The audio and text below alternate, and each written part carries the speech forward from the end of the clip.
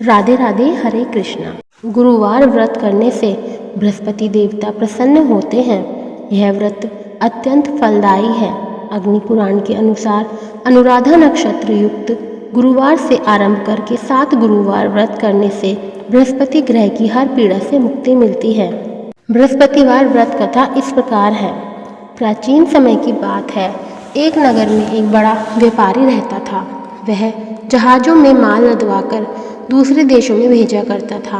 वह जिस प्रकार अधिक धन कमाता था, उसी प्रकार जी खोलकर दान भी करता था। परंतु उसकी पत्नी अत्यंत कंजूस थी। वह किसी को एक दमड़ी भी नहीं देने देती थी।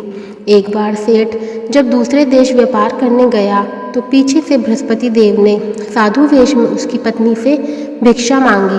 व्यापारी की पत्नी बृहस्पति देव से बोली, हे साधु महाराज, मैं इस दान और पुण्य से तंग आ गई हूँ। आप कोई ऐसा उपाय बताएं जिससे मेरा सारा धन नष्ट हो जाए और मैं आराम से रह सकूं।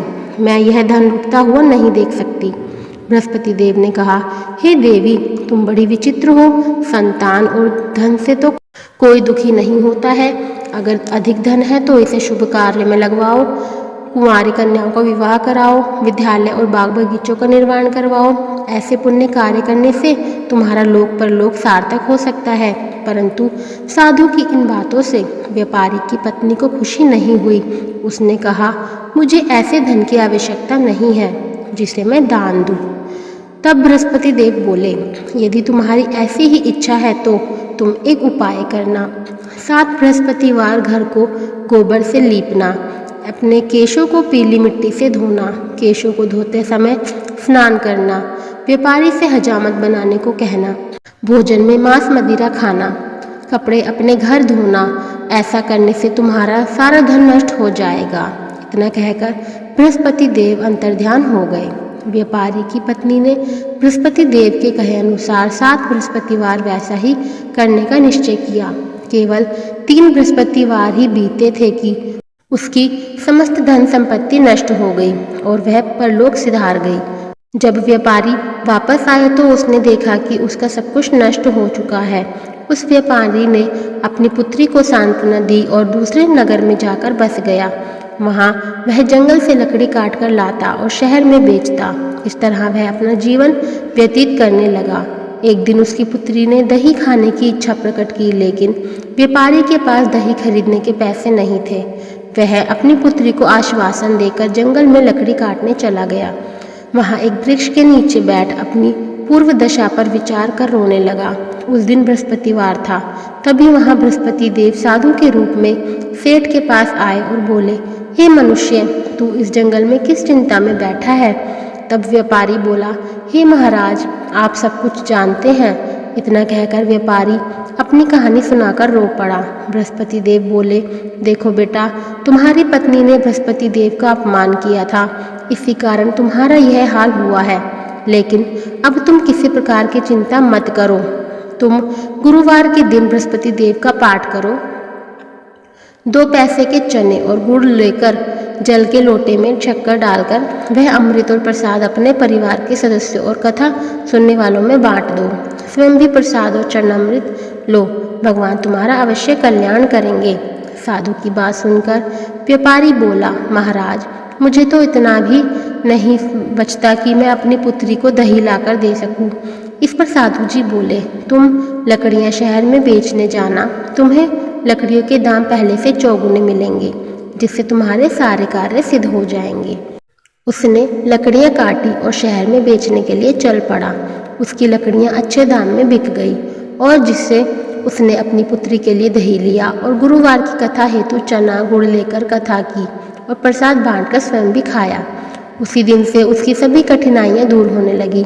परंतु अगले बृहस्पतिवार को वह कथा करना भूल गया। अगले दिन वहाँ के राजा ने एक बड़े यज्ञ का आयोजन कर पूरे नगर के लोगों के लिए भोज का आयोजन किया। राजा की आज्ञा अनुसार पूरा नगर राजा के महल में भोज करने गया, लेकिन व्यापारी व उसकी पुत्री तनिक विलंब से पहुँचे।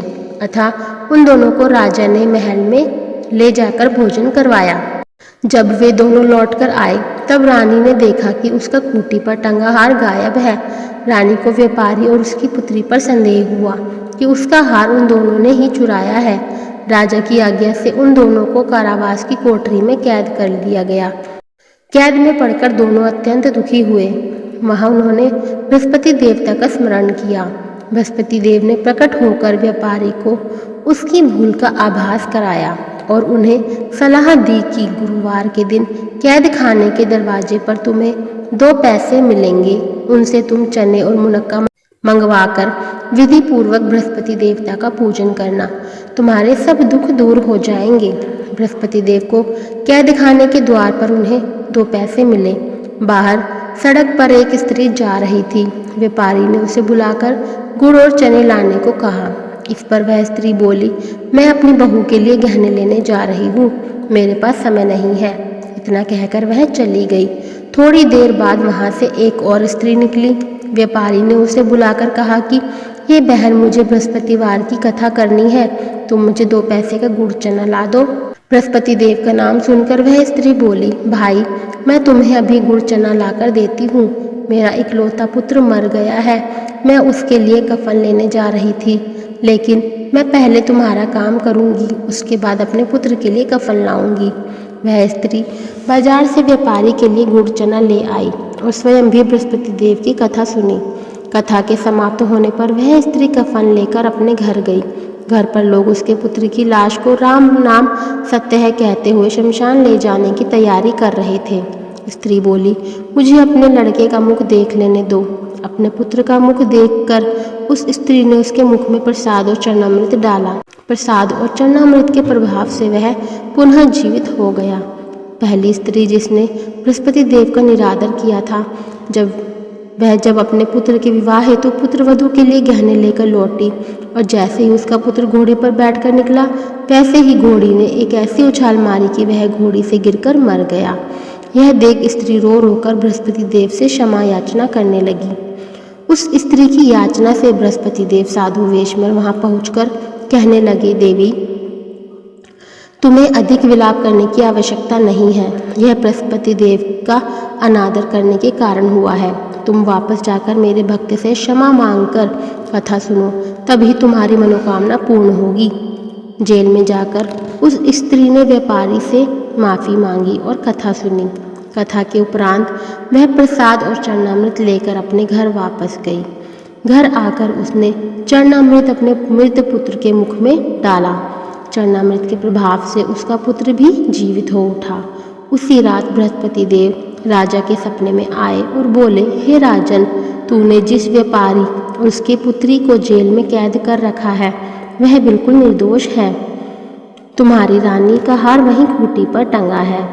दिन निकला तो राजा रानी ने हार खूंटी पर लटका हुआ देखा। राजा ने उस व्यापारी और उसकी पुत्री को रिहा कर दिया और उन्हें आधा राज्य देकर उसकी पुत्री का विवाह उच्च कुल में करवाकर दहेज में हीरे जवाहरात दिए। श्री बृहस्पति देव की जय हो। आपको हमारी वीडियो अच्छी लगी तो कृपया लाइक, शेयर एंड कमेंट जरूर कीजिएगा। अगर आप हमारे चैनल पर नए हैं तो चैनल को सब्सक्राइब करना ना भूलें तथा बेल आइकन जरूर दबाएं। सभी को राधे राधे।